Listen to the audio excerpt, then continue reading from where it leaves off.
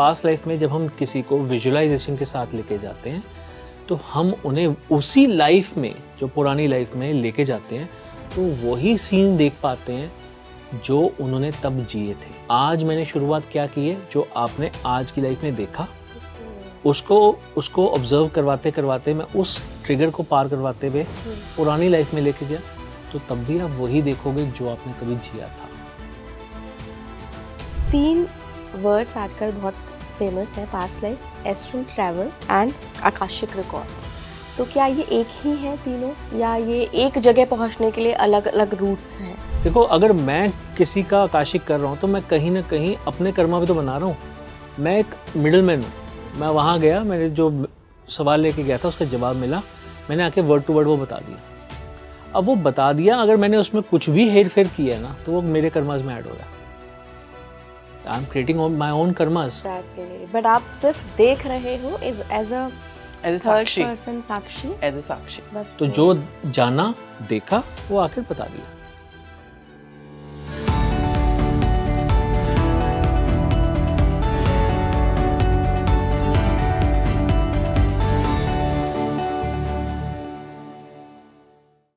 नमस्कार इंडिया, आप देख रहे हैं स्पीकिंग ट्री। मैं हूं आपके साथ हिला गोस्वामी। और देखिए, आज हम पूरा पॉडकास्ट पास्ट लाइफ पे करने वाले हैं। पास्ट लाइफ क्या होती है, क्या प्रेजेंट लाइफ की भी कोई पास्ट लाइफ होती है, पिछले जन्म कैसे देखे जा सकते हैं, कौन से ऐसे हैं वो लोग जिनको पास्ट लाइफ देखने की ज़रूरत पड़ती है, और कौन से ऐसे लोग हैं जिनके लिए वो सिर्फ एक कहते हैं ना कि एक्सपीरियंस का विषय बन जाता है। क्यों पास्ट लाइफ ज़रूरी होती है, अभी की प्रेजेंट लाइफ को कैसे अफेक्ट करती है, सब पर बात होगी। मेरे साथ बहुत स्पेशल 2 गेस्ट जुड़ रहे हैं। आज हम आपको मिलवाने वाले हैं mister Gurpreet Singh Arora, past life therapist हैं, हीलर भी हैं। सर, बहुत बहुत स्वागत है। Thank you very much. साथ में हमारे साथ हैं आचार्य तुलिका जी, बहुत बहुत स्वागत है आपका। Thank you ma'am. आप एस्ट्रोलॉजर हैं और कुंडली से भी पास्ट लाइफ का कनेक्शन देखती हैं आप। हाँ जी, हाँ जी, हाँ जी। तो आप दोनों से ही आज हम कुछ केसेस डिस्कस करेंगे, साथ में पास्ट लाइफ रिग्रेशन थेरेपी के बारे में भी जानेंगे, क्योंकि आप लोगों ने बहुत लोगों के सेशंस लिए हैं, तो कई सारी ऐसी कहानियाँ होंगी जो हमारे दर्शक सुनना पसंद करेंगे।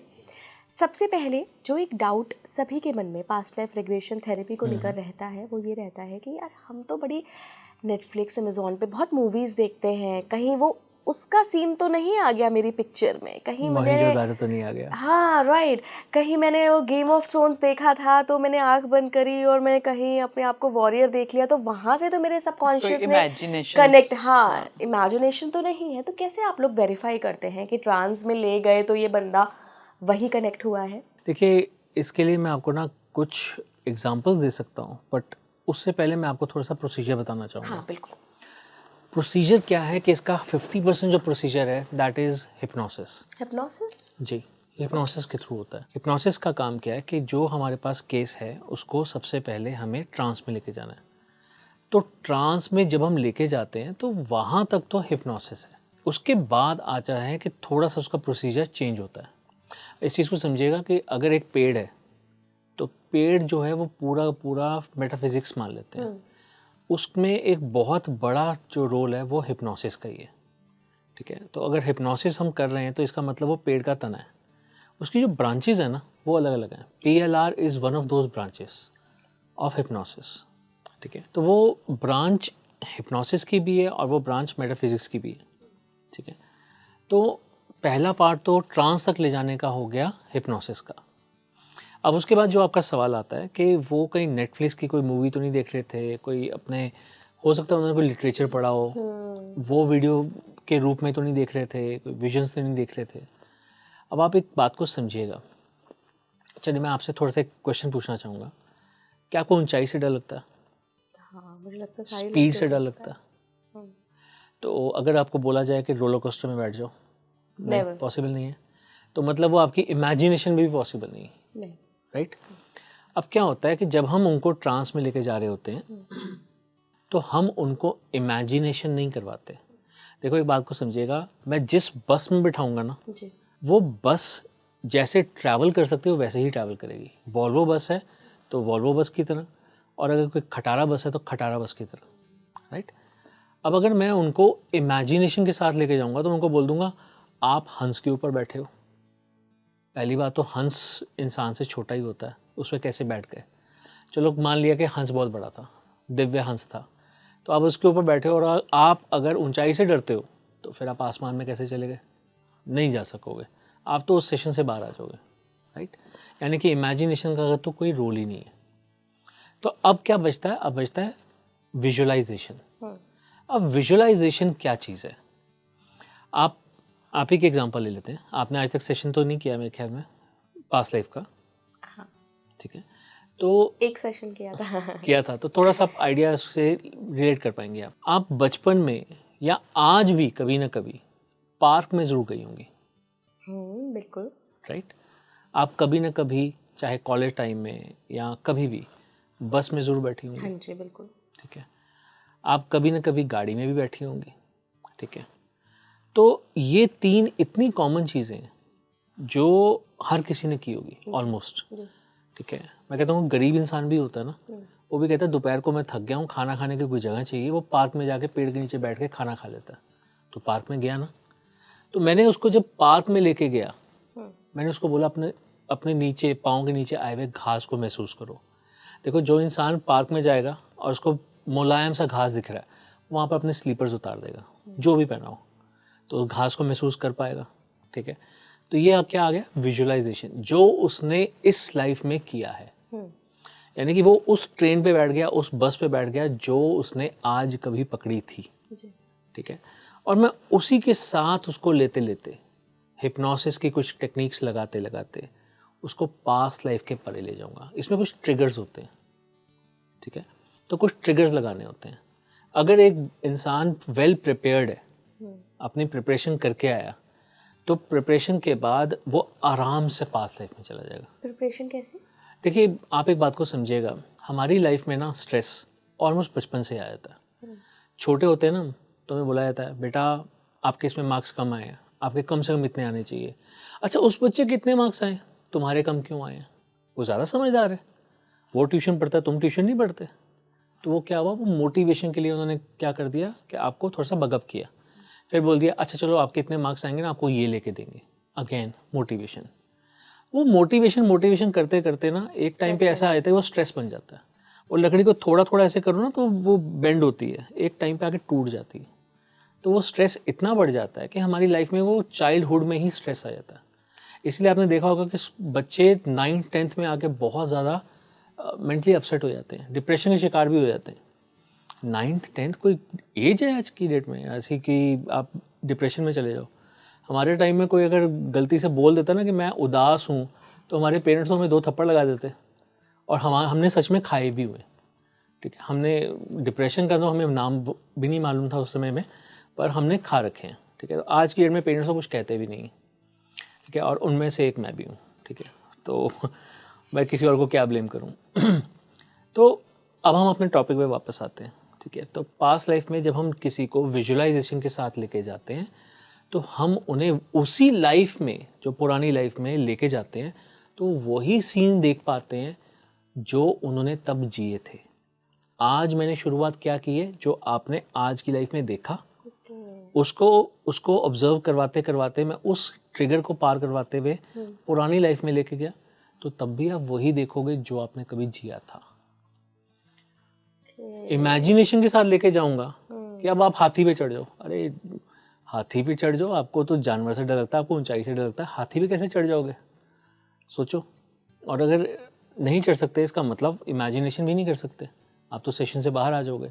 पर अगर मैं कह रहा हूँ कि पार्क में जाओ, आप बस में जाओ, आप किसी और वाहन में जाओ, तो वो एक तरीका होता है कि मैं उनको वो विजुलाइज कराते कराते पुरानी लाइफ में लेके गया, और फिर उन्होंने वहाँ जाके भी उसको विजुलाइज किया। Visualisation leads to visualisation, imagination में लीड टू इमेजिनेशन, ठीक है? तो ये एक सिंपल चीज़ है। तो अगर आपने सेशन किया हुआ है और आपका सक्सेसफुल रहा था, तो आपका भी विजुअलाइजेशन से ही हुआ होगा। नेटफ्लिक्स में जैसे आपने कहा कि कोई इमेजिनेशन, आप इमेजिनेशन वर्ल्ड के अंदर बहुत कुछ देख लेते हो। अगर आपने किसी को देखा है कि कोई बाइक पे ऊपर जा रहा है, शूट आउट कर रहा है, तो आप इमेजिनेशन में अपने को वो भी देखते हो कि मैंने भी ऐसे फाइट की, ये किया, लेकिन एक्चुअल लाइफ में तो आपने नहीं किया होता ना। तो वो चीज़ नहीं कर सकते आप, वहीं पे आइडेंटिफाई कर लेते हो कि मैं इमेजिनेशन वर्ल्ड में नहीं हूँ, मैं वही चीज़ें देख रही हूँ जो मैं देखना चाहती हूँ, जो मैंने उस पास्ट लाइफ में जी थी। अच्छा मैम, कितनी देर लगती है किसी भी व्यक्ति को ट्रांस में ले जाकर उसकी पास्ट लाइफ एक्सप्लोर करने में? इसका जवाब मैं दूंगा। देखिए, आप कितने सिबलिंग्स हैं? 2 मान लेते हैं। मान लीजिए। क्योंकि पर्सनल लाइफ में नहीं जाऊंगा मैं। तो हो सकता है आपके पेरेंट्स ने कभी आप दोनों को इकट्ठे डांट दिया हो कि सो जाओ चुपचाप। हाँ बिल्कुल। डांट खाई होगी कभी ना कभी। हो सकता है आप 10 मिनट में सो जाती थी क्योंकि आपकी सिबलिंग आपके साथ है, तो आप सो गई 10 मिनट में। और आपकी सिबलिंग हो सकता है 1 घंटा जाग रही है, हाँ हो सकता वो करवटें ले रही है या करवट ले रहा है, राइट। तो आपके स्लीपिंग पैटर्न में और आपके सिबलिंग में, आप दोनों के सिबलिंग कह रहा हूँ, आप दोनों के स्लीपिंग पैटर्न में फ़र्क है। उसी तरह से हर इंसान के ट्रांस में जाने के पैटर्न में भी फ़र्क होता है। So we can not be sure, हम कोई कमिटमेंट नहीं कर सकते कोई 15 मिनट में चला जाएगा या कोई पौना घंटा लगा लेगा। It all depends. इतना समय? हाँ, डिपेंड करता जब सोने में इतना फ़र्क पड़ सकता है तो फिर आपको रिलैक्स होने में उतना फ़र्क पड़ेगा ना। नींद का मतलब क्या है? क्या आपकी बॉडी पूरी तरह से रिलैक्स हो गई, माइंड रिलैक्स हो गया, सो गया। हमें उसी के पास तो लेके जाना है, बस सोने नहीं देना। तो दैट इज़ कॉल्ड ट्रांस। तो वहाँ तक ले जाने में अगर टाइम ज़्यादा लग रहा है तो लग रहा है, क्या कर सकते हैं। तो कब आप लोगों को लगता है कि अब इनको पास्ट लाइफ की ज़रूरत है, पास्ट लाइफ रिग्रेशन की ज़रूरत है? ऐसा होता है कि जब कोई आया है क्लाइंट, देखो क्या होता है कि जो कोई परेशान होता है ना, सबसे पहले तो ना इन सब चीज़ों पे उसको बिलीव ही तभी होता है। उससे पहले तो वो ना अपने लॉजिक्स मारता है, उसको कभी ट्रस्ट ही नहीं होता। सब कहते हैं बेवकूफ़ी है, झूठ है, होना वही है जो होना है। जब वो हर जगह से हार चुका होता है तब उसको इस चीज़ पे विश्वास आता है। फिर वो सोचता है कि चल मैं एक ट्राई यहाँ पे करके देखूँ। फिर वो आते हैं हमारे पास कि हमें पास्ट लाइफ करानी है, हम तो ये सब कुछ चीज़ें फेस कर रहे हैं अपनी लाइफ में। करियर में ग्रोथ नहीं मिल रही, रिलेशनशिप्स नहीं हो पा रहे, फाइनेंस सेटल डाउन नहीं हो पा रहा। मेजर रीजंस आजकल यही हैं, बिल्कुल हमारी डेली लाइफ से सारे रीज़न आते हैं। जब वो आते हैं, हमारा फर्स्ट यही होता है कि आप पहले एस्ट्रोलॉजिकली चार्ट से अपनी चीज़ें दिखवा लो। वो फिर कहते हैं कि हमें उससे मैच नहीं हो पाई हैं, कुछ है लेकिन नहीं, हमने बहुत से लोगों को दिखाया, वो चीज़ें नहीं हो पाई जिन्होंने एस्ट्रोलॉजर्स ने बताई हैं। हम कहते हैं एक बार हम चार्ट देखेंगे अपने हिसाब से, अगर हमें लगता है कि आपकी इस प्रेजेंट लाइफ में चार्ट के अकॉर्डिंग कोई प्रॉब्लम नहीं है, तो हम उसको डेफिनेटली सजेस्ट करते हैं कि कोई ना कोई रूट कॉज जो है पास्ट लाइफ में छुपा हुआ है। अब इसमें मैं एक एग्जांपल देना चाहूँगा। इवेंट बेस्ड जो होते हैं ना, इवेंट बेस्ड में ज़्यादातर पास्ट लाइफ से ही सोल्यूशन मिलता है। इवेंट बेस्ड क्या होता है? फॉर एग्जांपल एक केस बताता हूँ आपको। मेरे पास एक डॉक्टर आई, तो वो अपनी मदर के साथ आई थी। अपने फादर से थोड़ा सा डरती थी, तो फादर को नहीं बताया था। पर आने के बाद उन्होंने बताया कि मेरे फादर एक बहुत ही रिनोन्ड पर्सन है और वो मेरे घर में बहुत पूजा पाठ होता है, इसलिए पूजा पाठ के चक्कर में मुझे मत डालना। मैं सब जानती हूँ पूजा पाठ क्या होता है।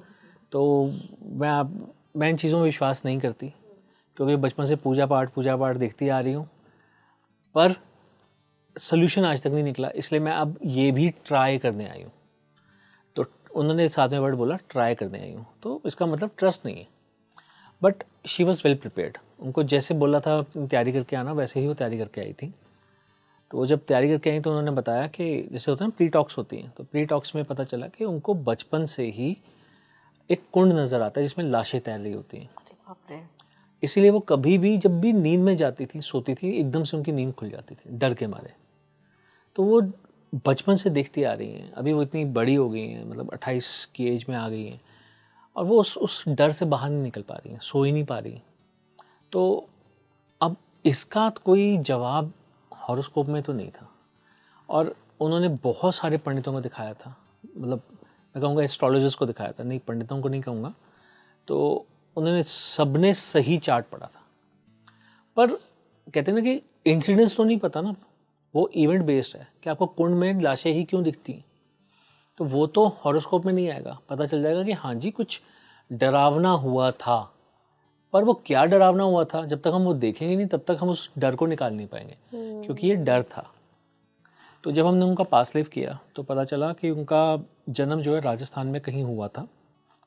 उस समय जो जगह उन्होंने बताई थी वो हमने गूगल में सर्च भी की थी, और जैसा कुंड वो देखती थी वही कुंड की फ़ोटोज़ में आई थी। वो कहते हैं ना गूगल इमेजेस में आ जाती है, तो वो उस जगह की फ़ोटो वैसे ही आई थी। फिर उन्होंने बताया कि उनका किसी के साथ रिलेशन था, एक लड़के के साथ, और वो कास्ट सिस्टम वहाँ पर बहुत ज़्यादा प्रोमिनेंट है, ठीक है। तो ये लोअर कास्ट की थी, वो अपर क्लास का था। तो करते करते ये चाहते थे कि हम भाग जाएं, क्योंकि कास्ट सिस्टम है तो हम अपने पेरेंट्स को मना नहीं पाएंगे, खासकर लड़के के पेरेंट्स को नहीं मना पाएंगे। तो इन्होंने एक दिन भागने के बारे में सोचा। अब कहीं से किसी को पता चल गया होगा, किसी लड़के वालों को। तो उन्होंने रास्ते में सबसे पहले तो लड़के को ही मारा, ठीक है। फिर क्योंकि ये तो भागने वाले थे तो एक जगह पे इनको मिलना था। फिर वहाँ पर लड़की ने जब देखा कि लड़का आया नहीं, तो वो आगे पीछे हुई थोड़ा सा ढूंढने के लिए, तो उसको खून के धब्बे दिखे। तो ये मैं आपको थोड़ा इवेंट टू इवेंट बता रहा हूँ। तो उसने वो खून के धब्बों को पीछा किया। अब जैसे ये लगेगा कि जैसे मूवी चल रही है, बट सच में ऐसा ही हुआ। तो उसने जब पीछा किया तो उसको फिर अल्टीमेटली वो लोग मिल गए जिन्होंने उस लड़के को मारा था। अभी वो जान से नहीं गया था, पर अब इसे पकड़ा, इसके साथ बहुत गलत किया, इसे काट ही दिया ऑलमोस्ट। और उसके बाद उसको भी घसीट कर उस कुंड तक ले गए। अब वहाँ कुंड तक जाने के बाद उसे दिखाई देता है कि लड़की के पेरेंट्स, उसके घर वाले सारे के सारे मारे जा चुके हैं। उस कुंड में उन सब की लाशें तैर रही हैं। उस लड़के की लाश है उसके अंदर। और जो लास्ट सीन उसने देखा था, जैसे कहते हैं ना लेटा हुआ इंसान है, और वो लास्ट आंखें बंद कर रहा है, आंखें बंद करने से पहले उसने वो कुंड देखा था लाशें तैरते हुए। अब चीज़ यहीं पर ख़त्म नहीं होती है। तो वो इवेंट तो पता चल गया। अब वो वापस आई सेशन से कर आके उनको पता चल गया। तो शी सेड कि ठीक है, अब मेरे को पता चल गया कि मेरे को ये क्यों दिखता है, अब मैं समझ गई हूँ। अब सोचो अगर ये कोई नेटफ्लिक्स की स्टोरी होती तो ये तो स्टोरी उनको कब कितने साल पहले पता चल गई होती। नेटफ्लिक्स तो देखती होंगी, पर ये उनको इस सेशन में जाके ही पता चला, पहली चीज़। फिर उसके बाद इनको ना 2 दिन बाद ही, शायद नेक्स्ट डे या फिर उसके अगले दिन, मैं पूरा इसको रिकॉल नहीं कर पा रहा हूँ, इनको अमरनाथ यात्रा पे जाना था। तो ये ना जब हम कहीं पे भी जाते हैं तो फ़ोटोग्राफ्स खींचते हैं, वीडियोस बनाते हैं, तो हम अपने व्हाट्सएप स्टेटस पे लगाते रहते हैं। तो इन्होंने ना कुछ ऐसे स्टेटस लगा रखे थे। तो मैंने ना एक बार उनको रिप्लाई कर दिया कि आई एम सो ब्लेस्ड कि मैं आपके द्वारा मैं भी दर्शन कर पाया। तो आगे से उनका रिस्पांस आया कि सर मैं बस 2 दिन में श्रीनगर पहुंचूंगी, then I need to talk to you. तो मैं कहा ठीक है। तो वहाँ जाके उन्होंने बस इतना मेरे को कॉल किया कि अब मेरे को, क्योंकि मैं इस ट्रैवल के दौरान मुझे नींद आ रही है, अब मुझे वो नज़र नहीं आ रहा। तो मुझे लगा चलो बहुत अच्छी बात है। फिर 2-3 दिन के बाद उन्होंने कुछ और फ़ोटोज़ अपनी व्हाट्सएप पर डाली, तो मैंने उस पर भी रिस्पॉन्ड कर दिया। अब होता है ना कि किसी न किसी को बंदा कोई रिस्पॉन्ड कर ही देता है, अच्छा लगा कुछ रिस्पॉन्ड कर दिया। तो अब उन्होंने बोला, ये मेरे पास चैट है, मेरे पास इसकी मैं आपको चैट दिखा सकता हूँ कि सर जिस लड़के को मैंने वहाँ देखा था पास्ट लाइफ में, वही लड़का मुझे यहाँ मिल गया श्रीनगर में। अब कैसे मिला वो भी समझो। होटल बुकिंग थी, ये गई शिकारा राइड के लिए, ठीक है। शिकारा राइड के लिए गई तो वो लड़का वही था, फेस मतलब बिल्कुल रिजेंबल कर रहा है। पास्ट लाइफ का फेस इस लाइफ में वहाँ तो मर गया था ना, ये भी मर गई थी। तो यहाँ पर वो लड़के को देखा, बिल्कुल सेम लड़का। इनको सेम फेस नहीं था, लेकिन लड़की ने देखा था कि वो ही लड़का जिसको मैंने पास्ट लाइफ में मरा हुआ देखा था, जिसके साथ मेरा अफेयर था, उसका सेम चेहरा उसको उस शिकारे में उस लड़के का मिल गया, शिकारे वाले का मिल गया। अब वो शिकारा घुमा रहा है, तो घुमाते घुमाते उसने बोला कि आप एक नाइट हाउस बोट में रह के देखो। तो वो कहती है नहीं मेरी होटल में बुकिंग है। कहते कि कश्मीर में तो कोई कोई कभी कभी आता है, हर रोज़ तो आता नहीं है, आप एक बार ये एक्सपीरियंस भी लेके देखो। तो समहाउ उसने अपनी मदर को कन्विंस किया कि हम एक रात यहाँ रुकते हैं। तो वो रुके। अगले दिन जैसे कावा वगैरह पीते हैं, सब कुछ किया उन्होंने हाउस बोट में, बाहर जो लॉबी थी वहाँ पर। तो इतनी देर में, थोड़ी देर में वो लड़का आता है, और आने के बाद उसे कोने में ले जाकर उससे प्रपोज कर देता है। तो मैं कहा मैम अब आपका क्या रिएक्शन था, ये तो वही लड़का है। कहती कहाँ सर, पिछली लाइफ में भी मरवा दिया, यहाँ भी मरवा देगा। मैं हिंदू ब्राह्मण, वो मुस्लिम, क्या मरवाना है सर। नहीं बस मैंने देख लिया पास्ट लाइफ, मैंने इसको देख लिया, बस यहीं पे खत्म। अगेन मैं कहना चाहूँगा, मैं कास्ट सिस्टम के अगेंस्ट नहीं हूँ, बट दिस इज़ व्हाट मैंने जो देखा, जो उन्होंने लिख के भेजा, मेरे पास लिखा हुआ भी है।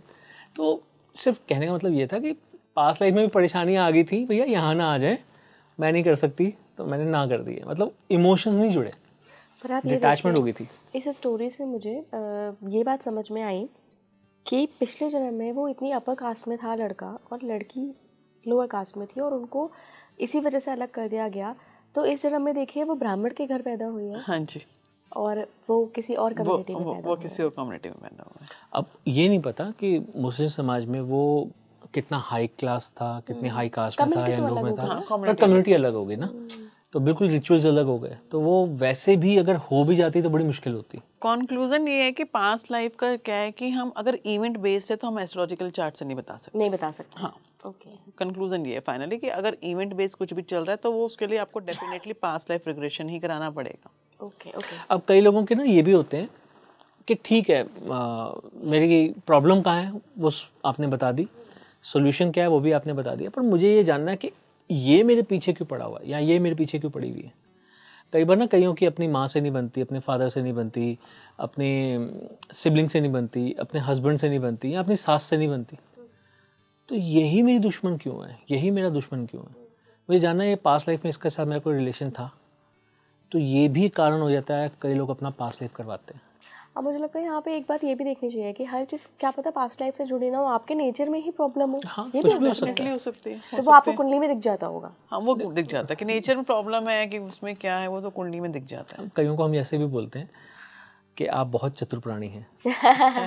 अब डेफिनेटली आपके पास जो आए हैं, जो केसेस आए हैं, आप इंडिविजुअली आपके चार्ट में दिख रहा है कि बंदा तो भाई कई बार Cunning है। ऐसे आता है कई बार कि बंदा किसी को भी धोखा दे सकता है, इसका बिहेवियर ऐसा है। तो जिस टाइम नोट्स बना रहे होते हो हम लोगों को देने से पहले, जिसे कंसल्टेशन करते हैं उससे पहले, यार अब ये वर्ड कैसे उसको बोलेंगे ना कि कि आप धोखेबाज भी हो सकते हो। तो आप धोखेबाज भी हो सकते हो। तो थोड़ा सा मक्खन मलाई लगा के कि हाँ भाई तुम्हारे में ही दिक्कत है, नेचर सुधार लो तुम। तो वो मैसेज पहुंचाना भी पड़ता है ओके। ताकि उनको समझ में आए कि खोट हम में भी हो सकता है और वो है, और वो एक्सेप्ट करें या ना करें वो बात की बात है। अच्छा सर, 3 वर्ड्स आजकल बहुत फेमस है, past life, astral travel and Akashic records. तो क्या ये एक ही हैं तीनों या ये एक जगह पहुंचने के लिए अलग अलग रूट्स हैं? हम ये कह सकते हैं कि तीनों के द्वारा हम एक ही जगह पे पहुंच सकते हैं, पर उनके राउट्स अलग अलग हैं। अच्छा। ठीक है, अब जैसे मान लीजिए कि आपका पास्ट लाइफ करना है, अगर आप अपनी पास्ट लाइफ खुद देख रही हैं तो इसका मतलब that is called past life regression. Okay. You are experiencing yourself. पर अगर आपका स्ट्रेस लेवल इतना है, अगर आप मेंटली इतनी फिट नहीं है, आप डिप्रेसिव हैं या कुछ भी ऐसा, तो इन दैट केस या तो आपका आकाशिक किया जाए, क्योंकि पर्पस तो ये है ना कि आपके कार्मिक्स क्या थे, क्या गलती की थी।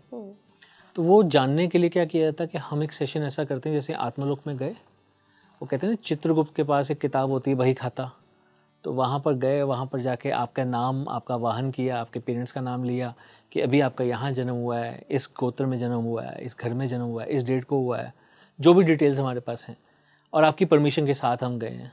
तो फिर हम आपके जानना चाहते हैं कि प्रॉब्लम क्यों आ रही है और उसका इवेंट क्या था। ठीक है, अब अगर तो आपने खुद देखा तो आपकी जो विश्वास होगा वो 80% तक ज़रूर होगा। 20% मैं इसलिए कम कह रहा हूँ क्योंकि हो सकता है आप फिर वो सोचो नेटफ्लिक्स तो नहीं है। ठीक है, पर अगर आकाशिक हुआ तो सबसे पहली बात तो ये है कि जो करवा रहा है ना उसको विश्वास रखना ज़रूरी है। भाई मैं उसको आगे बोल दूँ आपने ये किया था, वो कहेगा मैं तो कर ही नहीं सकता, मैं तो आज एक मक्खी ना मारूँ, मैंने कल को ऐसे कैसे कर दिया होगा। तो वो विश्वास रखना पड़ेगा, क्योंकि देखो अगर मैं किसी का आकाशिक कर रहा हूँ तो मैं कहीं ना कहीं अपने कर्मा भी तो बना रहा हूँ। मैं एक मिडिल मैन हूँ, मैं वहाँ गया, मैंने जो सवाल लेके गया था उसका जवाब मिला, मैंने आके वर्ड टू वर्ड वो बता दिया। अब वो बता दिया, अगर मैंने उसमें कुछ भी हेर फेर किया है ना तो वो मेरे कर्मास में ऐड हो रहा है।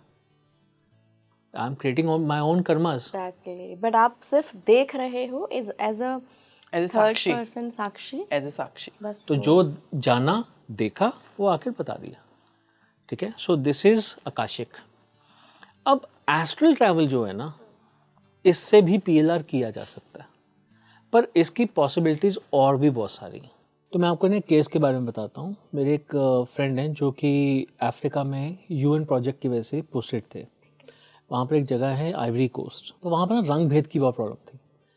वो जब ऑफिस में जाते थे तब तो बहुत खुश रहते थे, एनवायरनमेंट अच्छा था, पर जैसे ही ऑफिस से बाहर आते थे तो उनको लगता था कि बहुत बाय सिस्टम है।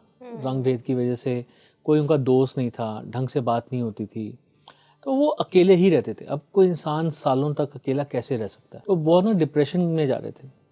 उस टाइम में तो खैर वो मुझे जानते भी नहीं थे, हमारा कोई ऐसा कोई बातचीत भी नहीं थी। तो उन्होंने बताया कि उस समय में उन्होंने ना कुछ किताबों में मेडिटेशन के बारे में पढ़ा था, और वैसे भी उस समय में अफ्रीका ना वैसे भी हम लोगों से 10-15 साल पीछे है। अच्छा। ठीक है, तो यूरोप से तो कितना ही पीछे होगा। ठीक है, और उस वहाँ पर स्मार्टफोन भी नहीं थे, तो मतलब आप ये सोचोगे गूगल सर्च हो जाएगी, तो ऐसा नहीं था। तो उनको कुछ भी समझ में नहीं आ रहा था मैं करूँ तो करूँ क्या। और उन्होंने क्या किया कि जो किताबों के बेसिस पे जो पढ़ा था उसके बेसिस पे उन्होंने मेडिटेशन करना शुरू किया। कुछ दिन मेडिटेशन की तो उनको कोई समझ ही नहीं आया कि कुछ हो भी रहा है या नहीं हो रहा। अल्टीमेटली उनको ना उससे मज़ा आना शुरू हो गया कि टाइम अच्छा बीत जाता है, शांति मिलती है, मूड रिलैक्स होता है, मतलब ही वॉज फीलिंग लाइटर। तो करते करते जब उनकी छुट्टी होनी, जब उन्होंने घर आना, तो कुछ समय उन्होंने मेडिटेशन ज़रूर करनी। पर उस मेडिटेशन के दौरान उनकी कोई विल नहीं थी कि मैं मेडिटेशन से ये चाहता हूँ या वो चाहता हूँ। कहते हैं जब आप कुछ चाहत नहीं रखते ना तो आपको सब कुछ मिलता है। लोग ना सालों साल साधना करते हैं, सालों साल मेडिटेशन करते हैं, वो एस्ट्रल ट्रैवल के लिए तैयार नहीं होते। पर एक दिन वो 10-12 घंटे लगातार करते रहे, उनको पता भी नहीं चला क्योंकि वो सरूर में थे उसके। उनको पता नहीं चला कि वो बॉडी से कब डिटैच हुए। तो बॉडी से डिटैच होने के बाद वहाँ पर ना, आज की डेट में तो मुझे मालूम नहीं, उस समय में वर्ल्ड की सबसे बड़ी चर्च वहाँ पर थी आइवरी कोस्ट में तो कुछ किलोमीटर दूर थी वहाँ से जहाँ वो रहते थे। उनकी उस सूक्ष्म शरीर ने वहाँ जाके उस चर्च को देखा, ऊपर से देखा, उसके गुंबद को देखा, उसकी साइडों से देखा, यहाँ तक कि उसके अंदर उसके पादरी को देखा। तो ये सब देखकर फिर वो वापस आ गए। तब उनको लगा कि शायद मैं मेडिटेशन करता करता सो गया हूँ, तो मुझे सपने में आया, जैसे आपने बोला नेटफ्लिक्स वाली कहानी। तो जब वो वापस आए तो आने के बाद ना उनको क्यूरोसिटी हुई कि यार ये चर्च तो मैंने देख ली, अब एक बार सच में देख के तो आऊँ कि क्या है कैसा है। तो पर अगले दिन से मंडे शुरू हो रहा था, तो वो 5 दिन तो वर्किंग थे। तो वो जब उनको नेक्स्ट वीक ऑफ मिला तो उन्होंने प्लान बनाया कि मैं टैक्सी हायर करता हूँ और मैं जाके देख के आता हूँ। And he was surprise to see कि पादरी भी सेम है, चर्च भी सेम है, और शायद वो बारीकियाँ उन्होंने ऊपर से देखी थी जो शायद कोई भी और नहीं देख सकता। क्योंकि एक होता है ना कि ड्रोन व्यू अलग होता है, उनको वो ड्रोन व्यू दिखा, जबकि तब तो ड्रोन होते भी नहीं थे। तो ऐसी ऐसी बारीकियाँ उनको दिखी, ऐसी ऐसी चीज़ें उनको दिखी। वहाँ पर जाके पादरी से वो मिले। अब मुझे नहीं मालूम उन्होंने ये बात बताई या नहीं बताई पादरी को, पर जो भी उनका कॉन्वर्सेशन हुआ उन्होंने कुछ टेक्निकल चीज़ें उनको बताई कि ऊपर ऐसा है वैसा है, और वो वहाँ पर वेरीफाई हुई। तो he was also utterly surprise कि यार ये मेरे साथ हो कैसे गया। तो ये चीज़ें उन्होंने मेरे को बताई थी जब हम मिले पहली बार, स्पिरिचुअलिटी के ऊपर बात हुई, तब उन्होंने अपने एक्सपीरियंस के बारे में बताया। तो एक्चुअली वो बात इसलिए शुरू हुई थी क्योंकि मैं जब उनसे पहली बार मिला तो मुझे उन्होंने मेरा प्रोफेशन पूछा, मैंने उनसे उनका प्रोफेशन पूछा। वो एक जापानीज़ एमएनसी में काम करते हैं, म्यूज़िक इंडस्ट्री में हैं। तो उसके साथ साथ वो स्पिरिचुअल है, वो स्पिरिचुअलिटी के ऊपर इतना बोल रहे थे। मैंने उनको बोला आप इतना कैसे जानते हो। फिर उन्होंने मेरे से पूछा कि मैं क्या करता हूँ, तो मैंने उसमें जब एस्ट्रल ट्रैवल का नाम लिया तब उन्होंने पूरा इंसिडेंस मुझे बताया। तो ये वो इंसिडेंस है जिसमें मैं साक्षी नहीं था, बट हाँ एस्ट्रल ट्रैवल होता है। बट आपने कहा कि ये पास्ट लाइफ के लिए भी होता है एस्ट्रल हाँ, ट्रैवल, वो कैसे क्योंकि होता है? देखो अब एक शरीर से जब 3 तत्व अलग हो गए, पहले एक बात को समझो, शरीर 5 तत्वों से बना है, धरती जल वायु अग्नि आकाश। धरती को आप थाम सकते हो, छू सकते हो, जल को आप थाम सकते हो, छू सकते हो, वायु अग्नि और आकाश इनको आप ना थाम सकते हो ना छू सकते हो, इनको सिर्फ महसूस कर सकते हो। तो हमारा शरीर बना है धरती और जल तत्व से, और जो बाकी 3 तत्व हैं वायु अग्नि और आकाश, इनसे हमारी आत्मा बनी है, सूक्ष्म शरीर बना है। तो जब ये प्रिपेयर हो जाता है ना कि आपकी बॉडी से वो अलग हो जाता है, फिजिकल बॉडी से अलग होता है, तो इसके ऊपर टाइम और स्पेस की कोई बाउंडेशन नहीं है। ओके। अब उन्होंने तो उसी समय प्रेजेंट के टाइम में ही जाकर चर्च को देखा। मैंने आपको वो एग्जांपल दी। अगर वो शरीर चाहे तो पास्ट में जाकर अपना पास्ट लाइफ देख सकता है। अपना तो देखना दूर की बात है, वो किसी और का भी देख सकता है, अगेन परमिशन के साथ, और चाहे तो अपना फ्यूचर देख सकता है। तो और अपना ही फ्यूचर नहीं, किसी और का फ्यूचर भी देख सकता है। एस्ट्रल ट्रैवल से फ्यूचर भी देखा जा सकता हाँ है? बिल्कुल देखा जा सकता है। क्या बात कर रहे हैं अभी सर? बात को समझो। हम आपने एस्ट्रोलॉजी के तो कुछ ना कुछ पॉडकास्ट किए होंगे या सुना होगा या थोड़ा बहुत जानती होंगी। तो उसमें आपने नक्षत्रों के बारे में सुना है, आपने राशियों के बारे में सुना है। तो राशियाँ या नक्षत्र क्या हैं? स्टार्स है ना वो स्टार्स जो आज हमें टेलीस्कोप से नज़र आते हैं, 5000 साल पुराने हमारे वेद हैं, हमारे शास्त्र हैं, उनमें उनका वर्णन कैसे हुआ? टेलीस्कोप तो अभी आई होगी। तो वो ऋषि मुनि जो तब उस समय में तपस्या करते थे, वो भी एस्ट्रल ट्रैवल करके उस डायमेंशन तक पहुंच जाते थे, तभी तो उसको स्टडी करने के बाद आने के बाद यहाँ लिखा करते थे। आज की लैंग्वेज में कहे तो ऋषि मुनि टाइम ट्रैवल करते थे ना। वाओ। सो दैट वाज, आप उसको टाइम इन ट्रैवल फ्यूचर ये कहो। कहें, इन फ्यूचर ये होने वाला है, ये सब चीज़ें करते थे ना। जैसे आपने देखा होगा कि राम जी के गुरु थे, जब उनको करवाया जा रहा था तो उन्होंने उन्हें एक्सपीरियंस कराया था गुरुकुल के अंदर कि आप यहाँ बैठे और उस तरफ जाके देखो कि वहाँ पे क्या चल रहा है। तो वो सब चीज़ें पहले से उन्होंने तब से चल रही हैं, ऋषि मुनियों के टाइम से। अब जो है इस सेंचुरी में या इस युग में तो अब शुरू हो रहा है सब कुछ आना कि ऐसा होता है। एविडेंस तो बहुत पुराने हैं। अगर हम महाभारत की बात करें तो संजय ने धृतराष्ट्र को राजमहल में रहते हुए सारी कहानी सुनाई थी कि अब युद्ध में ये हो रहा है, इसने उसको हरा दिया, अब युद्ध शांत हो गया, शाम का बंद होने का टाइम हो गया। वो भी तो दिव्य दृष्टियाँ ही थी ना। तो एविडेंस तो हमारे ग्रंथों में बहुत पुराने से मिलते ही आ रहे हैं। अगर आप सनातन में विश्वास करते हैं, अपने ग्रंथों में विश्वास करते हैं, तो डेफिनेटली आप इन चीज़ों को विश्वास करोगे। एस्ट्रल ट्रैवल आज की डेट में डिफिकल्ट इसलिए लगता है क्योंकि हम ज़्यादातर भौतिक चीज़ों में ज़्यादा है। हम सोचते हैं मुझे ये भी मिल जाए, हमें वो भी मिल जाए, पर हम ज्ञान को तो, जो हम ज्ञान लेते भी हैं ना, वो सोचते हैं इससे मुझे फ़ायदा क्या होगा। मैं बीटेक करूं तो मैं इंजीनियर बन पाऊंगा, ठीक है, मैं एआई में चला जाऊं ताकि मुझे अच्छी जॉब मिले, अच्छी सैलरी मिले। तो हर चीज़ आ जाकर ना सैलरी पे टकती है। आपने किया है कभी एस्ट्रल ट्रैवल? बहुत बार। एक केस मैं आपको बताना चाहूँगा। एक बच्चे की अनटाइमली डेथ हुई थी and that was because of black magic. कुछ स्पिरिट इशू था, कुछ 12th में था वो बच्चा, तकरीबन 16 साढ़े 16 साल का था। मदर गई थी किसी शादी में, उस बच्चे को भी जाना था, पर उन्होंने बोला कि बेटा इतने दिन आप पढ़ाई नहीं छोड़ सकते, तो मदर चली गई। और बच्चे को बोला कि जब मेन फंक्शन होगा तो आप तब आ जाना अपने पापा के साथ।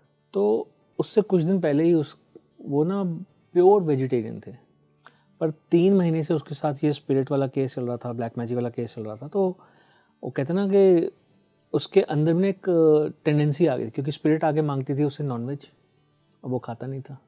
तो वो छुप छुप के जाके ना चिकन मोमोज खाता था। ये 3 महीने पहले शुरू हुआ था। खैर उस चीज़ों में नहीं जाते। अल्टीमेटली उसकी डेथ हुई, एक्सीडेंट से डेथ हुई। और वो जिस लॉरी से उसकी एक्सीडेंट हुआ, उस लॉरी वाले ने भी बोला कि ऐसे लगा जैसे मेरा स्टीयरिंग को खींच के उस बाइक की तरफ ले गया था। तो ऐसे लगा, मतलब उसको मतलब वो स्टीयरिंग उसके काबू में नहीं था। खैर जब उसकी डेथ हो गई तो उसकी मदर मेरे पास आई पास्ट लाइफ के लिए। तो पास्ट लाइफ करके अब क्या करेंगे? पास्ट लाइफ में तो देखो, अब उसका हॉरोस्कोप जब देख रहा हूँ तो मुझे नज़र आ रहा है उसकी तो दीर्घायु थी, यानी कि वो अनटाइमली गया। तो इसका मतलब कुछ ना कुछ तो गलत हुआ है। तो फिर उसका जब हमने एस्ट्रल ट्रैवल किया तो उस मदर का ये कहना था कि मैं उसे वापस लेना चाहती हूँ, वापस चाहती हूँ उसको। अब ये तो वो चाहती है, बच्चा आएगा या नहीं आएगा ये नहीं पता। तो उसका जब एस्ट्रल ट्रैवल किया तब कहते हैं ना आत्मलोक में जाते हैं, आत्मलोक गए थे? जी। तो आत्मलोक में जाकर जब ये सवाल पूछा गया तो इस वजह से वो आ सकता था उस फैमिली में, क्योंकि वो फैमिली उसको पहले एलोकेट हुई थी और वो उस फैमिली के साथ रहकर अपना पर्पस ऑफ लाइफ पूरा नहीं कर पाया था because of that black magic. तो अब उसे वो फैमिली दोबारा मिल सकती थी if he agrees to it. तो उसने अग्री किया कि हाँ मुझे अपना पर्पस ऑफ लाइफ उसी फैमिली में जाके पूरा करना है। अब एक नया कैच आ गया। कैच क्या आ गया कि मदर जो डायबिटिक है, ओवरवेट है और एज भी उनकी 40s में थी, 44 45। तो वो कंसीविंग में बहुत दिक्कत थी। तो उन्होंने कहीं सरोगेसी करवाई IVF के थ्रू और अल्टीमेटली वो बच्चा आया। अब वो बच्चा वही कैसे आया ये कैसे पता चले? देखो ये भी थोड़ा सा दुखी दृश्य के साथ अच्छे दृश्य को जोड़ा जाएगा। जब लास्ट टाइम में अर्थी पे उसको लिटाया गया था तो अंगूठे बांधे जाते ना पाँव के सूत के धागे से, तो उस समय में उनको दिखा था कि उसके पाँव में जो लिटिल फिंगर होती है उसमें एक तिल था, और वो अकेला बच्चा था पूरी फैमिली जो लेफ्ट हैंडर था। और जो बच्चा आया अभी 2022 में जिसका बर्थ हुआ है, उसके भी पैर में उसी जगह पर तिल है, सेम बॉडी पे वो मार्क लेके आया, प्लस वही बच्चा अब पूरी फैमिली में है जो लेफ्ट हैंडर है। अगर कभी उसको कोई कहता है ना कुछ भी करने के लिए, हैंड रेज करने के लिए, तो उसका बायां हाथ ऊपर जाता है। सो अभी तक, क्योंकि बच्चा भी सिर्फ 2 साल का है, अभी तक जो दिख रहा है वो यही दिख रहा है कि हाँ ये वही है। पर अगर अब आप मेरे को बोलो कि क्या आप एस्ट्रल ट्रैवल करके जाओ तो दोबारा पूछ के आ सकते हो कि क्या वो बच्चा वही है, तो जो बच्चा जन्म ले चुका है उसको तो मैं वहाँ connect जाके नहीं कर कैसे सकते। मिलूंगा? तो कनेक्ट ही नहीं कर सकते, सोल तो आ चुकी है ना। तो फिर मैं उससे कैसे मिलूंगा? तो ये तो अगर कोई करना चाहे तो इसका मतलब वो ये कह रहा है कि लॉजिक नहीं लगा रहा, वो सिर्फ सोच रहा है कि चलो मैं इनसे फीस ले लूँ। पर अगर मेरे से कोई पूछे तो मैं तो मना कर दूंगा कि भैया अगर वो बच्चा आ चुका है तो मैं मिलने किसको जा रहा हूँ? वो अब जैसे जैसे बच्चा बड़ा होगा उसके साथ चीज़ें मिलेंगी तो उनको देखो अभी तो वही पेरेंट्स sure के होगा। इमोशंस उसके साथ जुड़े हुए हैं, तो अभी तक तो उनका कहना ये है कि बिल्कुल वैसा ही दिखता है, सब कुछ वही है। तो अभी तक तो इमोशंस जुड़े हुए हैं। ये तो थोड़ा बड़ा होगा तो ज़्यादा पता चलेगा। बट हाँ, जो 2 चीज़ें उन्होंने बताई, एक लेफ्ट हैंडर वाली और एक वो तिल वाली, वो तो मैच कर रही हैं। वो तो फिजिकली देखा जा सकता है कि मैच कर रही हैं। तो ये चीज़ें आ जाती हैं। एस्ट्रल ट्रैवल में कभी कोई और केस भी आपने सॉल्व किया है? सबसे पहले तो अपना ही किया। क्या? एक्चुअली एस्ट्रल ट्रैवल सीखने का मेन मकसद था, मेरे फादर की डेथ हुई थी। खैर अब डेथ हो गई तो हो गई, बीमार थे वो बहुत। पर मैं तब तक पीएलआर जानता था, पीएलआर अच्छा। करता भी था, प्रैक्टिस भी करता था, पर एस्ट्रल ट्रैवल नहीं करता था। तो मैंने इसको सीखा, और कहते हैं जब सीखने जाते हो तो प्रैक्टिस करते हो।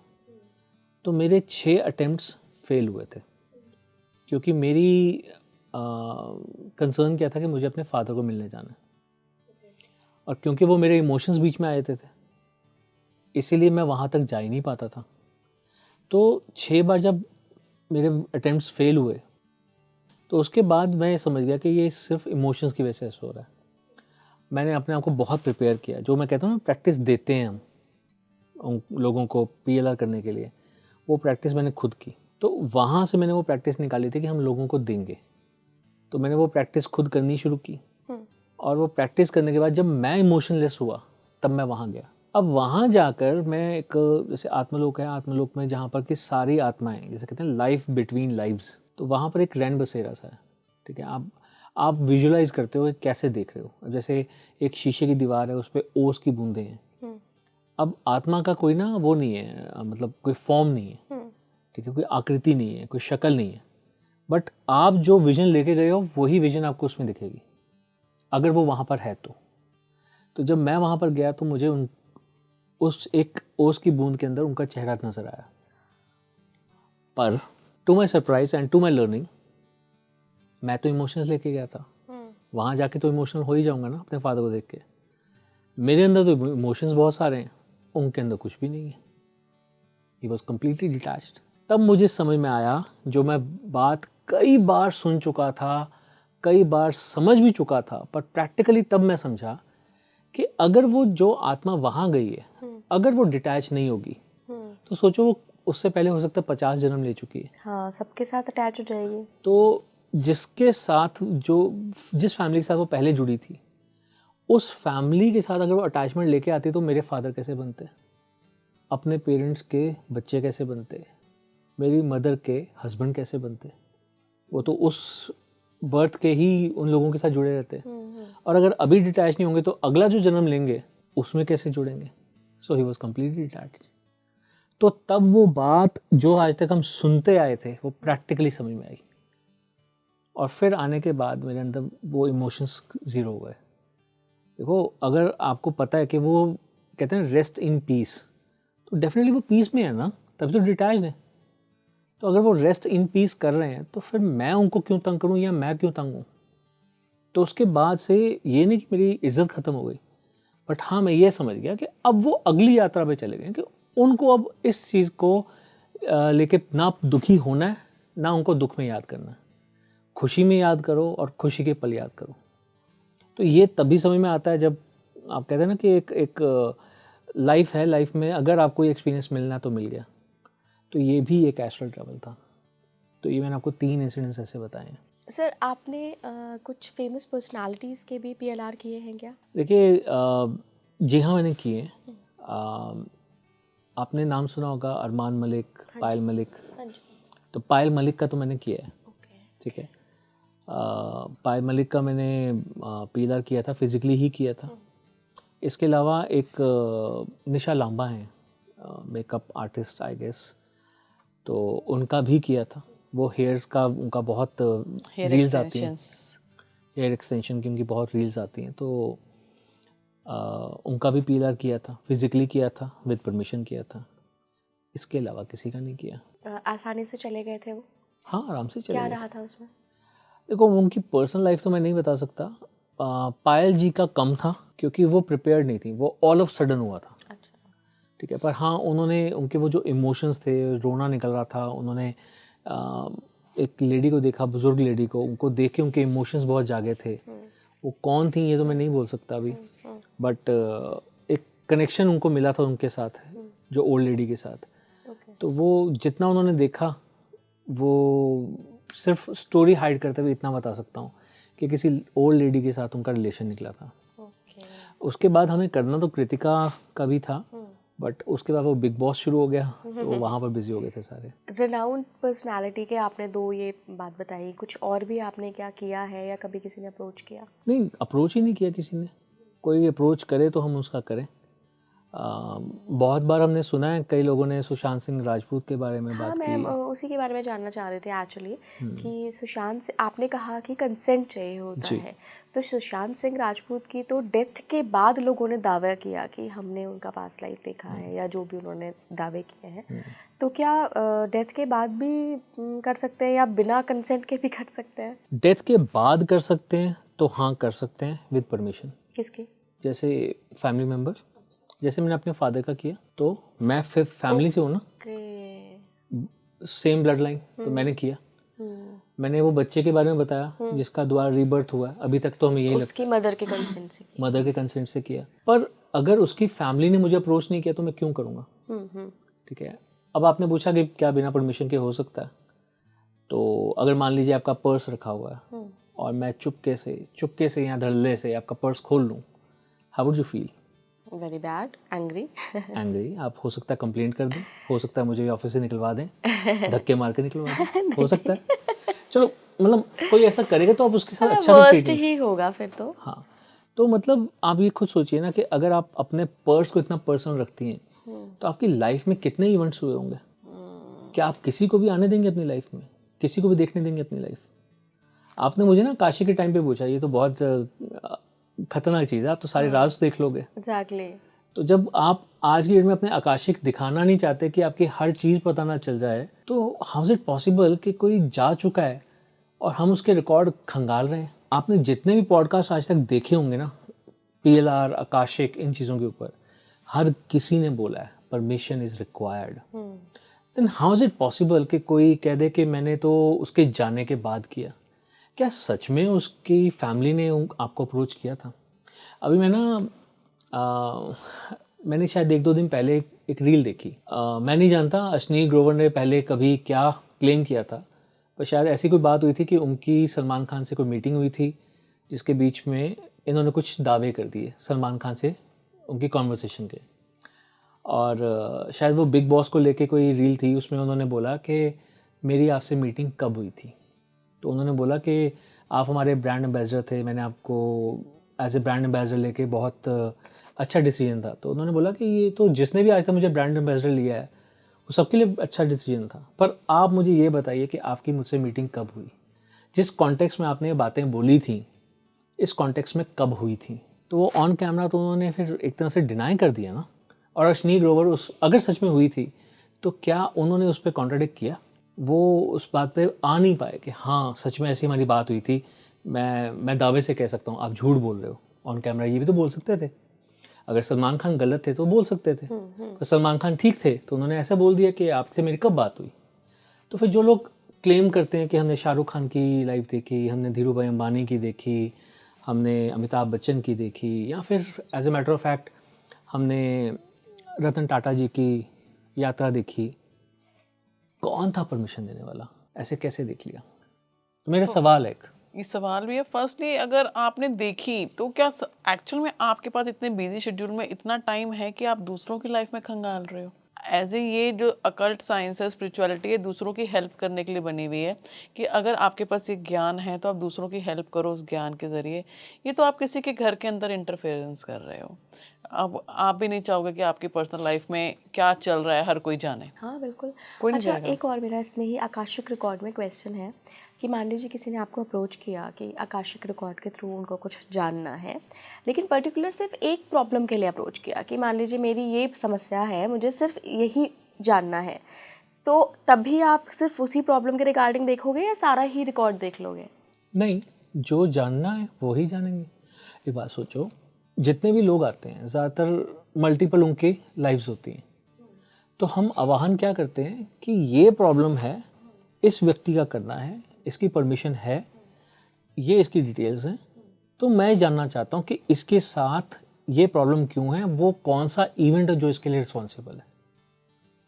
तो वो इवेंट हुआ ना, एक ही खुलेगा? एक ही इवेंट खुलेगा। मतलब आपने कंप्यूटर में सर्च में अगर नोटपैड डाला है तो नोटपैड ही खुलेगा? नोटपैड ही खुलेगा, पूरी सारी एप्लीकेशंस नहीं वो एक्सेल नहीं खुल जाएगा।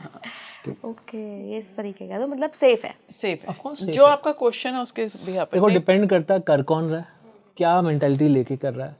अगर कोई किसी सेलिब्रिटी के पास लाइफ करते हुए उसकी परमिशन नहीं ले रहा तो फिर तो कुछ भी देख ले।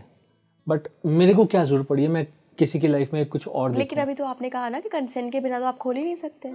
देखो, हम एज एथिकली नहीं करना चाहिए। बट खोल सकते हैं?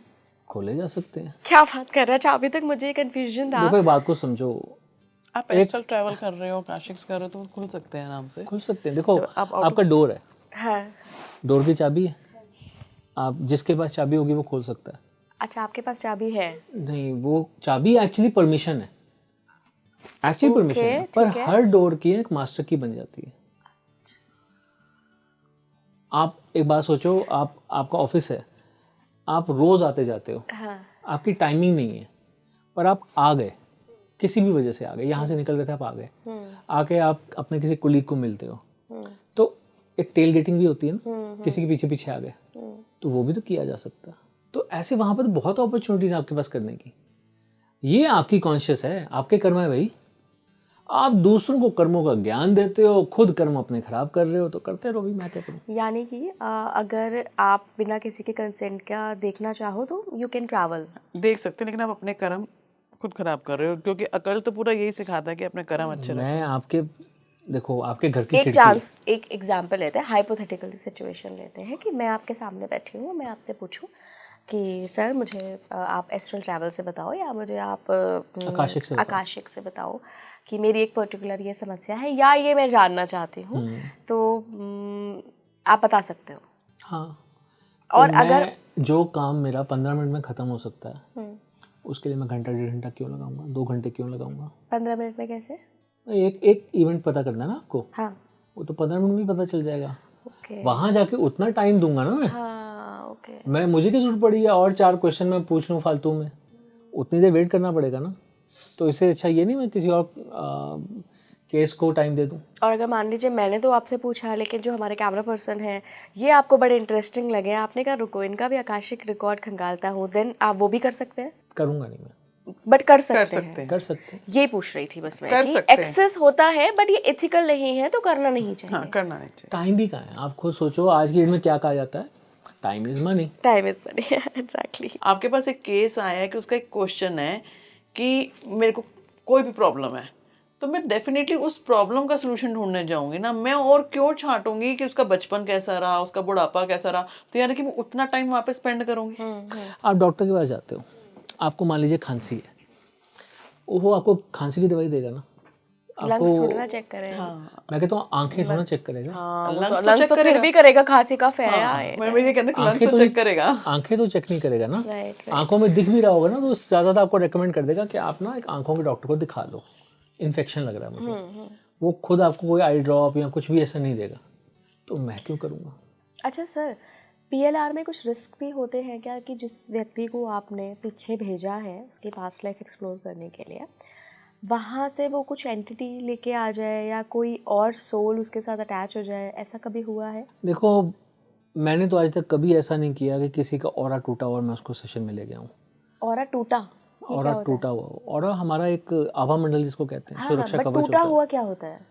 टूटा हुआ इन द सेंस कि जैसे अब आपके मान लीजिए कोई कट लगा हुआ है बॉडी पे, अच्छा, तो उससे हमारा ऑरा टूटता है। ओके। अगर आप इमोशनली बहुत ज़्यादा चार्ज हो, या तो बहुत खुश हो हाँ। या बहुत नाराज़ हो, गमगीन हो, हाँ, तब हो सकता है। किसी का होता है ना, बच्चा हुआ फैमिली में तो खुश हुए, बहुत ज़्यादा खुश हुए, कुछ ज़्यादा ही खुशी हो गई, तो तब भी ऑरा टूटता है। अगर ओके। अगर डेथ इन द फैमिली है या फिर आप शमशान से आए हो, तो होता है वहाँ पर इमोशंस बहुत करते हैं, बढ़ते हैं, तो उस वजह से भी आपका ऑरा टूट सकता है। इंटॉक्सिकेशन की जगह पे बैठे हो तो आपका ऑरा टूट सकता है। तो ऑरा टूटने के बहुत सारे कारण हो सकते हैं। आपके चक्रास बैलेंस नहीं है, यानी कि आपका देखो चक्रास 7 चक्रास होते हैं और उनके कलर कौन से होते हैं? VIBGYOR, violet, indigo, blue, green, yellow, orange, red. अब आपके वो चक्रास ही बैलेंस नहीं है, वो एनर्जी नहीं निकाल रहे, आपका सुरक्षा कवच स्ट्रांग ही नहीं है, तो इसका मतलब आप बहुत ही ज़्यादा ना वल्नरेबल हो नेगेटिव एनर्जी के लिए।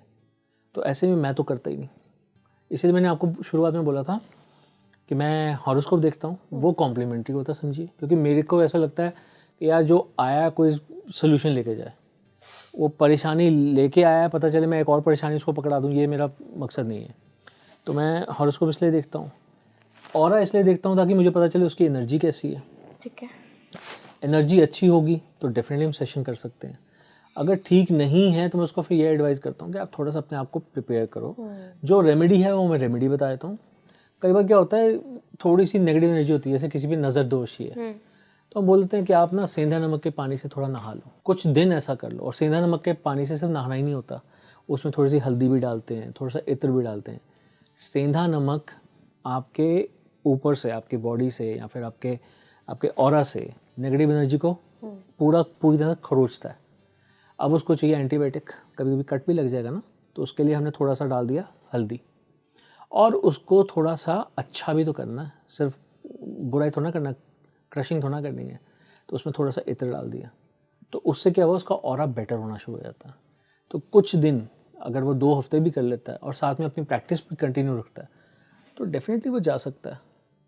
तो ये एक रेमेडी है, बट ये हर किसी के लिए नहीं है। अगेन केस स्पेसिफिक, कैसा किसी का ऑरा है उस हिसाब से उसको बताऊंगा ना। ओके, तो मतलब आप ये कह रहे हैं कि कभी कोई ऐसा केस नहीं आया कि किसी को परेशानी हुई हो? नहीं, अभी तक तो नहीं हुई। अब जो मेरे को लगता है ना परेशानी होगी, मैं साफ बोल देता हूँ, मत करो भाई यार, अभी तुम प्रिपेयर्ड नहीं है। अच्छा, आपने नज़र दोष की बात की, ये भी आप क्या ऑरा से बता सकते हैं कि नज़र दोष है? हाँ, ऑरा में आ जाता है। देखो, ऑरा के कुछ कलर्स होते हैं, मैंने आपको पहले विबग्योर बताया, हाँ जी। 7 कलर्स। हाँ जी। 8वां रंग है मरून। ओके।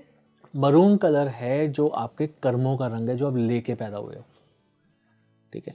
8वां रंग हो गया मरून।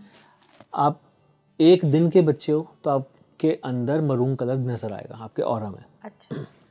जैसे जैसे आपकी एज बढ़ती रहेगी वैसे वैसे मरून कलर कम होता रहेगा। लकड़ी जलाते हैं सर्दियों में, तो पहले पहले लकड़ी होती है, थोड़ी देर में थोड़ी थोड़ी राख आनी शुरू हो जाती है, ऑरेंज हो जाता है। ठीक है। तो वो राख बनती रहती है, फिर एक टाइम ऐसा आता है कि राख ही राख बची, लकड़ी तो खत्म हो गई, ठीक है। तो कैसे होता है कि जैसे जैसे आपकी एज बढ़ रही है वैसे वैसे आपका मरून कलर कम हो रहा है, पर ब्राउन कलर बनता जा रहा है और बढ़ता जा रहा है। यानी कि मरून कलर दिखाता है कितने कर्मा बचे, ब्राउन कलर दिखाता है कितने कर्मा कट चुके।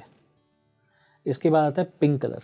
जो भी हमारे घरों में हमारे बड़े बुजुर्ग या हम खुद पाठ पूजा करते हैं, मन से करते हैं, वो हमारे पिंक कलर में शो होता है, यानी कि वो यूनिवर्सल ब्लेसिंग है। उसका जो हमें रिवॉर्ड मिल रहा है वो पिंक कलर में शो होता है। तो ये भी ऑरा का एक कलर है। इसके बाद कुछ कलर्स और आते हैं, जैसे वाइट हुआ। वाइट का मतलब है कि आपका ऑरा टूटा हुआ है।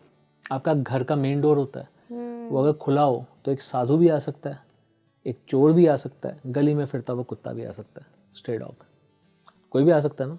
तो वो खुला है, और अगर वो ऑरा टूटा हुआ है तो फिर कोई नेगेटिव एनर्जी, नज़र दोष, ब्लैक मैजिक, कोई स्पिरिट, कुछ भी आ जाए, कोई भी। अब आपका रिसेप्शन है, रिसेप्शन का डोर ओपन है, कोई भी अंदर आए, कोई भी जाए, ठीक है, पर आपके फ्लोर पे आने के लिए एक्सेस चाहिए, तो वो तो नहीं मिल सकता ना उसको, जब तक वो डोर ओपन नहीं होगा, जब तक वहाँ पर गार्ड बैठा नहीं होगा।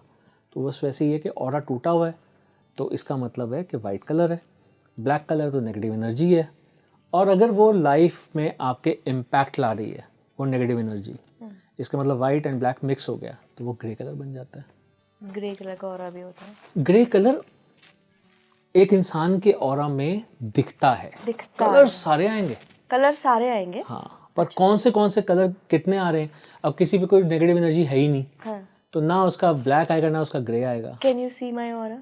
मैम उसके लिए फोटो दो, मैं आपको अभी निकाल के ब्लैक एंड व्हाइट में दिखा देता हूँ। क्या बात कर रहे हैं? हाँ, ब्लैक एंड व्हाइट में दिखा दूंगा, मेरे फ़ोन में कई सारे एग्जांपल्स रखे होंगे, मैं आपको वो दिखा दूंगा। बट आप फोन में ही देखते हैं, आप सामने से नहीं देख सकते। नहीं, सामने से भी देख सकते हैं, बट ज़्यादातर उसमें क्या दिखता है आपको, वाइट कलर नज़र आता है। एक तो वाइट आता है, जैसे अब आप ज्ञान की बात ले रहे हो तो आपका येलो कलर नज़र आता है। ये भी बदलता रहता है ऑरा? हाँ, हाँ, एट प्रेजेंट सिचुएशन में बदलेगा ना कि आप कैसे सिचुएशन बैठ रहे क्या है, आप कहाँ बैठे हो, क्या कर रहे हो। आप अगर बहुत इमोशनल हो, बच्चों के साथ हो, अपने बेबी के साथ उसको खिला रहे हो, तो आपका ग्रीन कलर का ऑरा हो जाएगा, क्योंकि अच्छा। आपके इमोशंस जुड़ रहे हैं। बट ऐसे पर्टिकुलर पर्सनालिटी का ऑरा नहीं होता कि ये वो देखना है तो फिर आपको सॉफ्टवेयर से हम दिखा सकते हैं। पता है क्यों? देखो, मैं अभी जो बोल रहा हूँ आपको, वाइट है, येलो है, ग्रीन है, तो मैं आपके ना अभी करंट सिचुएशन को देखते हुए बोले जा रहा हूँ। अच्छा। आप कैसे विश्वास करोगे? हाँ, एग्जैक्टली। ठीक है, मेरी कही हुई बात पे आपको विश्वास क्यों होगा? हाँ, मतलब इस बात पे तो मुझे थोड़ा सा डाउट हो रहा है। ठीक है, तो अभी ब्लैक एंड व्हाइट में लो बैठे ना। ना, आप यहाँ पे बैठे हुए हो, आप हमसे बातचीत कर रहे हो, अभी आपका स्टेट ऑफ माइंड अलग है, यानी कि आपकी बॉडी लैंग्वेज कुछ और काम कर रही है, उस हिसाब से आपका ऑरा चल रहा है। अभी आप उठ के जैसे दरवाजे से बाहर जाओगे ना, आप बहुत टायर्ड हो गए, ठीक है, तो बड़ी लथार्जिक से हो गए, उस टाइम लगेगा कि मैं रेस्ट कर लूँ, तब ऑरा अलग आएगा। तो वो ब्लैक एंड व्हाइट में आपको देखना है एक टाइम का ऑरा। मैंने जितने आपको कलर्स बताए वो सारे के सारे आप ही की फोटो में नजर आएंगे। अगर डार्क शेड्स हैं तो वाइट, ब्लैक एंड ग्रे नजर आएगा। अगर आपका ऑरा टूटा है तो वाइट दिखेगा। अगर ब्लैक मैजिक या फिर कोई नेगेटिव एनर्जी है, नज़र दोष है, तो ब्लैक दिखेगा। अगर वो आपकी लाइफ को इम्पैक्ट कर रहा है तो ग्रे दिखेगा। नहीं है तो ये तीनों कलर नहीं दिखेंगे। लेकिन कोई ऐसे इंडिविजुअल ऑरा नहीं होता किसी का। जैसे मैंने ऐसा सुना है, मैं आपसे बार बार इस बात पे इसलिए जोर दे रही हूँ कि मैंने ऐसा सुना है कि कोई संत महात्मा है, उनका जनरली ऑरेंज ऑरा होता ऑरा है, पॉजिटिव है, कैरिज्मेटिक पर्सनालिटी। हाँ, लेकिन उनका फिर वो समय के साथ बदलता नहीं है, वो उनका एक पर्सनालिटी का ऑरा प्राइमरी है। कलर है ना। हाँ, मैं वही उसी पे आ रही हूँ कि प्राइमरी कलर अलग होता है, बट इट ऑल डिपेंड्स कि आप किस सिचुएशन में रहते हो। Okay. कोई संत महात्मा है तो वो ना सच में वो पैसे को तवज्जो नहीं देगा, यानी भौतिक सुखों की तरफ नहीं जाएगा। पर अगर सच में संत महात्मा है तो आज की डेट में उसके पास सारी सुख सुविधाएं होंगी। वो गाड़ी अच्छी से अच्छी में इंपोर्टेड गाड़ियों में घूम रहा होगा, ठीक है, नॉर्मल बात कर रहा हूँ, होगा ऐसे ही। तो वो पैसे के पीछे क्यों जाएगा? उसको तो ऑलरेडी इतना चढ़ावा आ रहा है, इतना कुछ मिल रहा है, लोग उसकी पूजा करते हैं, उसके पाँव में गिरते हैं, तो उसे क्या जरूरत पड़ी है कुछ भी गलत करने की? जब वो गलत करेगा ही नहीं तो उसका कैरिज्मेटिक पर्सनालिटी ही रहेगी ना। ठीक है, अब हमारे प्रधानमंत्री जी हैं, ठीक है, तो उनका सोचो कि उनका ऑरा बार बार चेंज होता होगा। अच्छा। जब उनको कोई भी आप जैसे कह लीजिए कोई पॉलिसी लानी है, जैसे आर्टिकल 370 था, ठीक है, 35A था, या जो भी बहुत सारी पॉलिसीज आई, ऑरा होगा, ठीक है, उस समय में उनका हो सकता है येलो हो, कैरिज्मेटिक भी हो, ऑरेंज भी आए, ठीक है। और जब उनको बहुत एनर्जी चाहिए, अब कहते हैं ना कि वो 4 घंटे से ज़्यादा नहीं सोते, तो इसका मतलब उनकी रेड कलर की एनर्जी बहुत ज़्यादा होगी, वही तो उनको एनर्जी देगी। तो वो डिपेंड करता है आप किस मोड में हो, क्योंकि उनकी तो मल्टीटास्किंग है। जैसे जैसे टास्क चेंज होते रहेंगे वैसे वैसे उनका ऑरा चेंज होता रहेगा। अच्छा, वो तो उनका असली ऑरा पता चलेगा रिटायरमेंट के बाद। अच्छा, अगर किसी को शक हो कि उनके ऊपर कुछ ऐसे ब्लैक मैजिक या नज़र दोष है, आपको कुंडली में भी पकड़ में नहीं आ रहा है, पास्ट लाइफ में वो बेचारे जा नहीं पा रहे हैं, तो क्या आप फिर आकाशिक रीडिंग खंगाल कर ये पता कर सकते हैं? एक बात को समझिए, कभी भी ब्लैक मैजिक किसी की कुंडली में नहीं होता। चंद्रमा की स्थिति से भी नहीं पता लग सकता है? ये पता चलता है कि उस समय में उसका ऑरा वीक हो सकता है, क्योंकि उसकी दशाएं ऐसी हैं। ऑरा जो है, पर्टिकुलर कराया है ये नहीं पता लग सकता। नहीं, ये ऑरा से पता चलेगा कि उस पर हुआ है या नहीं हुआ। कभी भी कोई भी, जब आपको डेस्टिनी दी गई है, किसी भी भगवान ने आपको ये नहीं कहा कि आपके ऊपर काला जादू कर दिया जाएगा, कि कोई भी इस चीज़ के समर्थन में कभी भी नहीं था कि तो किसी के चार्ट में लिख के भेजेगा कि तेरे ऊपर तो ये चीज़ होगी। और दूसरी बात ये भी है कि देखो 90% लोगों को ना डाउट है कि हमारे साथ ऐसा हो रहा है। हाँ, उनके साथ कुछ भी हो जाता है तो लगता है कि भाई हम पे काला जादू कर दिया है, हम पे किसी ने कुछ कर दिया। हमारी साइकी कैसी बनी है, जिससे हमारी बनती नहीं ना, उसी ने कराया होगा। हाँ, बहुत गलत है ये। ठीक है, तो ऐसे बहुत कम केसेस होते हैं, पर जब होते हैं तो बहुत हॉरिबल होते हैं। कैसे? देखो उनकी लाइफ ना अप्स एंड डाउन होती है। अब एक बात सोचो, मान लो बाहर बारिश हो रही है, दिन का टाइम है, बारिश हो रही है, तो इसका मतलब बादल बहुत आए, पर क्या इसका मतलब ये भी है कि सूर्य नहीं निकला आज? निकला है पर दिख नहीं रहा है, बादलों ने ढक लिया है। हाँ, यानी कि जो सनलाइट मिलनी चाहिए थी वो बीच में बादलों ने कवर कर दी। उसी तरह से अगर उसको कुंडली में कोई चीज़ मिलनी चाहिए थी, नहीं शादी तो होनी थी 24-25 की एज में, हाँ। वो तो बेचारा 38 में बैठा है, उसकी शादी नहीं हो रही। ठीक है, उसकी तो शादी बहुत अच्छी चलनी चाहिए थी, 3 तलाक हो गए। क्यों हो गए भाई? मतलब जब आप अपना चार्ट को जस्टिफाई आपकी लाइफ नहीं कर रही होती तब आप जज करते हैं। तब आप ये देखते हैं कि ऐसा क्या एक्स्ट्रा ऑर्डिनरी इवेंट हो सकता है। आपकी लाइफ जैसी चल रही है और ऐसी ही अगर चलनी थी तो फिर उसका जो रिलेशन आपकी पास्ट लाइफ से मिल जाता है। उसके अलावा कुछ इवेंट बेस्ड जो प्रॉब्लम्स होती हैं उनका निकल आता है पास्ट लाइफ से। ठीक है, आपकी पास्ट लाइफ में था कि आपने औरतों की बहुत सेवा की, आपने उनको बहुत सत्कार दिया, तो आपको माँ भी अच्छी मिली, बहन भी अच्छी मिली, बीवी भी अच्छी मिली। और अगर आपको बेटी हुई तो बेटी से भी आपका बहुत प्यार है, वो बहुत प्यार करती है आपको, तो औरतों से पूरा सम्मान मिल रहा है ना आपको, जबकि ये मिलना बहुत मुश्किल होता है आज की डेट में, राइट? तो वो तो आपका रेलेवेंस वहाँ से मिल जाएगा। बट अगर आपके साथ कुछ, वो तो कुंडली में भी पता चल गया कि हाँ जी सत्कार मिल रहा है आपको, माँ से भी मिल रहा है, बहन से भी मिल रहा है, पर अगर सत्कार मिलना था पर आपको उल्टा हो रहा है, आप पे तो लोग एलिगेशन लगा देते हैं, खासकर लेडीज एलिगेशन लगा देती हैं, या कोई भी एलिगेशन लगा देता है, तो इसका मतलब क्या है? कुछ तो नेगेटिव एनर्जी है जो आपको सनलाइट लेने नहीं दे रही। तो फिर वो क्या करते हैं आप? अगर तो ये पता चल गया ब्लैक मैजिक है तो फिर उसका उपाय बताते हैं। कुछ रेमेडीज़ होती हैं, कुछ हीलिंग होती है, वो हम करते हैं। तो वो जो लोग करवा लेते हैं वो अपनी लाइफ सुधार लेते हैं, जो नहीं करवाते अब उनको क्या कह सकते हैं। बहुत बार होता है हम डॉक्टर के पास जाते हैं, डॉक्टर प्रिस्क्रिप्शन लिख के देता है, तो दवाई खाते ही नहीं है। खरीदते भी नहीं है, और कई लोग खरीद भी लेते हैं तो खाते नहीं हैं। और कोई अगर डॉक्टर ये कह दे कि ऑपरेशन करना पड़ेगा तो कहते हैं सेकंड थॉट लेंगे, फिर थर्ड थॉट लेंगे, तो वो 2-3 थॉट ही लेते रहते हैं और इतनी देर में अपनी बीमारी को और बुरा कर लेते हैं, बढ़ा लेते हैं। So it all depends. ये बिल्कुल प्रैक्टिकल है सब कुछ जो हम बातें कर रहे हैं। ये आप कहो कि हम स्पिरिचुअल पॉइंट ऑफ व्यू से कर रहे हैं तो हाँ, स्पिरिचुअल पॉइंट ऑफ व्यू से कर रहे हैं, बट प्रैक्टिकल लाइफ के ऊपर ही तो कर रहे हैं। Sir and ma'am, thank you so much जुड़ने के लिए। काफ़ी सारी बातें आज पता लगी, और Akashic records, astral travel, past life regression, किसे कराना चाहिए, किसे नहीं कराना चाहिए, पहले कहाँ से हेल्प लेनी चाहिए, बहुत सारी जानकारी आज आपने शेयर की है। Thank you so much again. You most welcome. आप जुड़े रहिए स्पीकिंग ट्री के साथ। नमस्कार।